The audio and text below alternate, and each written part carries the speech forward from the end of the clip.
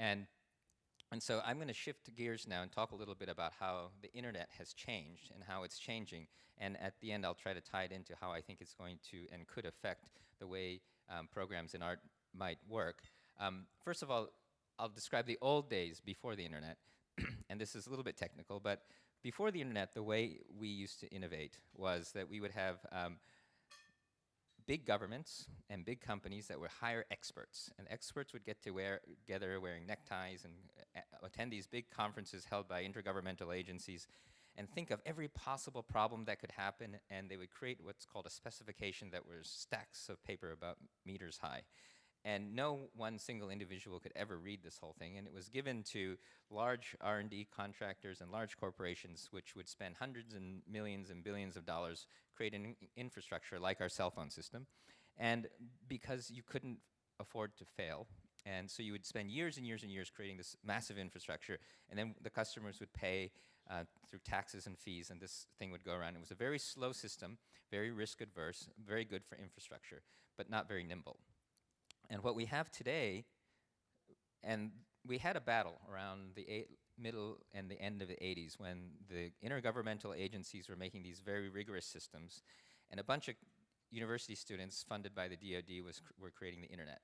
And what the internet innovation system is pretty flat. Everyone can participate, everyone's around the same level, there are no big, long specifications, and people sort of figure things out as they go along. It's a limping along, evolving model.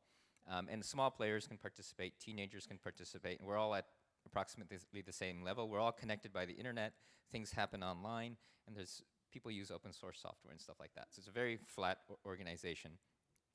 And what that's created is it's created what we call a stack. Now this is a little bit technical and I won't go into the details, but the reason why all of you can go into your hotel room and access the internet for nearly nothing when 15 years ago, 20 years ago, it would have cost you thousands of dollars an hour to do what you're doing now, is because of this stack. And I'm adding Creative Commons as another layer of the stack. But what the stack is that the internet protocol, for instance, is the way in which computers or networks connect to each other. And it's written on an open protocol, and we use a term called interoperability, which means that your Mac and your Windows machine can all connect together without special software, using free protocols. In the old days, if you remember, you had to, I don't know if any of you remember when your Mac didn't connect to your PC, and you had to buy software like Banyan Vines or Novell, and you had to, get special driver software and all that. Okay, that wasn't that long ago. That's all free now. And the reason that it's free is we created not necessarily, we didn't pick the best protocol. By the way, Ethernet isn't the best protocol, TCP/IP isn't the best protocol, but it was the lowest common denominator protocol that everyone could use for free. And David Weinberger uses a term called small pieces loosely joined. So lots of little groups creating lots of little pieces that connected together to create this thing that we call the internet. And the key points are interoperability, which means that the things connect to each other, and very low friction, very small pieces, so no big specifications. So students could write each of the little pieces, and all they had to do is connect them together. No central planning, no one knew the whole of it. The risk was completely distributed. So when I was a CEO of the first internet service provider in Japan, and we had professors writing, internet is illegal, how could this ever work, this is technically impossible, who takes the risk, But so it was a political movement. The internet was this thing that we had to fight for. We had to wear t-shirts that said, let's go internet. And now, everybody assumes internet's just an obvious thing. But if you think back then, the telephone companies used to require you to have approval to connect anything to the telephone network. You couldn't open a telephone box and write software for it. That's all, the ability to participate without asking permission. That's another key element of this open stack. And this will tie back to some of the things my attacks on formal education and some of the arts as well, because I think permission is actually one of those things that you have when you have scarcity, but when you remove the need for permission and distribute the risk, you can have a lot of innovation. So we have Internet Protocol, which is a lower layer, which is run by the Internet Engineering Task Force that manages the standards. And we have the World Wide Web, which was sort of launched by Tim Berners-Lee and is managed by the World Wide Web Consortium, another standards body. And my theory is that as we make all the delivery layers cheaper and cheaper and cheaper, now what's the big next thing is the lawyers, right? So when because we got rid of the software engineers, we got rid of the, we're getting rid of all these people. By the way, they've all moved on to more interesting jobs, okay? It's not that they're out of work. And what I think is happening now is now that university students and filmmakers and artists can connect together directly, and it used to be that people would go to Cannes and their producers and managers and their talent management people would get together and they'd sip champagne and they'd say, okay, let's do a collaboration. And the flyers, the lawyers would come in with their translators and they'd fly first class and drink champagne. They'd charge you $100,000. But since it was a $10 million production, a $100,000 lawyer fee seemed, okay, that's fine. The problem is now when you've got this young filmmaker trying to collaborate with this Croatian musician, you can't afford a $5,000 contract between these two people just to do this legally. So what's happening? It either fails or it doesn't happen, right? And so what we've done is we've made the lower layers cheaper, but what we now have is we have a by hand legal system because the copyright law is very hard to use. It was originally designed for companies to prevent other companies from exploiting each other. It wasn't really designed for individuals to understand. It's a very complicated law. So what we try to do at Creative Commons, we're a nonprofit organization, and we create licenses. They're like templates that allow the creators and authors to pick a license that suits the kind of permissions they wish to grant and the restrictions that they'd like to have. And we have a ruling in the federal courts that shows that if you break the terms of the Creative Commons license, you are a copyright violator. So it's not just a contract. And so what we did was we went around. I'm sorry if this makes you seasick. It's called, especially after lunch. So we did is we went around and we found out that over 90% of people wanted attribution. So that's a default thing in all of our template licenses. Some people want share alike. That means if you create a derivative, if I remix your song, that you have to share it back. Non-commercial means, okay, I want to restrict reuse to non-commercial only. So professional musicians and photographers usually pick this. And then the last one is no derivatives. So that's, I can't put a mustache on your face or I can't translate your work. Many documentary producers choose this because they don't want people to change the story. But the combination of this creates 6 basic licenses that when you go to our website or if you go to Flickr or any of these sites that support Creative Commons, you answer these questions and it spits out this license that goes on your, as a link on your website. The neat thing is that Google and Yahoo and Microsoft and SlideShare and all these software products now understand our technical metadata around it. So if you actually go to advanced search on Yahoo or Google and you search for photos of grant makers and the arts that I can use for non-commercial use, you will find all of the pictures with that license on it. And so you can use it. All of them require attribution so that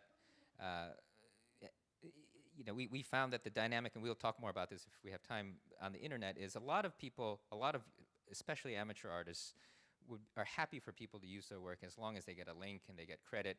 And again, if you've reserved non-commercial use, you can, if somebody wants to then actually license the works, you can then get paid for that.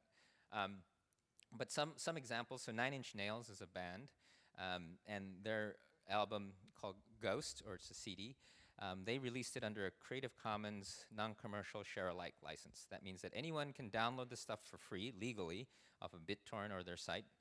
They can remix it. They have to, it's share-alike, which means they have to share it back so the rest of the community and 9 Inch Nails themselves can use the music. And they created this huge body of remixed works and everybody was blogging about it. And this website that they launched with had a limited edition box set for $300 with their signature and a $75 sort of photo book. This is the one that I bought. And special CDs. And even though it's free, they had 4-pay download. And you could also pay money to download it on Amazon. Not sure exactly why people would do that. But it was still the #1 purchased MP3 on Amazon that year. And they made $1.6 million off of this website in 1 week. And it's hard to do these as a controlled experiment because you don't have a control group. And they're also pretty well known. But clearly they didn't make zero, right? And I think the model here, and again, we can go into this if we have more time, but it seems like the Japanese anime community, a lot of artists are figuring out that getting more money from fewer people works better on the internet than getting lots of money from, little bits of money from lots of people, because you feel a much stronger direct relationship. And you couldn't go through Walmart and sell a $300 limited edition box set, but you can do it on the internet. And also, if you notice, there's no branding of their label or anybody else. This is the artist directly, right? So again, a fan is often more willing to pay directly to the artist, not to Walmart, not to the man. But this is a pretty interesting model. The Brooklyn Museum has used a Creative Commons license and has allowed people who visit the museum for the works where they own the copyright to take photographs and post them on their blogs and things like that for non-commercial use. And this has provided a lot of traffic to the Brooklyn Museum, and you should look at their site. It's a very interesting experiment. And a lot of museums are following this. The Mori Art Museum in Japan has just started this. It's the largest museum in Japan. And their first artist was Ai Weiwei, who is a Chinese artist, and tremendous amount of blogging happened in Japan. A whole sort of political conversation around Ai Weiwei's work happened, and it would never have happened if all of the museum goers weren't allowed to snap pictures and write commentary about it. And I think that it really depends on the artist. And at Mori Art Museum, they're asking the artists, and it's obviously an artist opt-in. But for those artists who really want to get their word out, it seems to be very successful. Another example is Wikipedia. They use a Creative Commons share-alike license. And I want to just mention interoperability here. Until last year, they didn't use a Creative Commons license because it didn't exist when they started.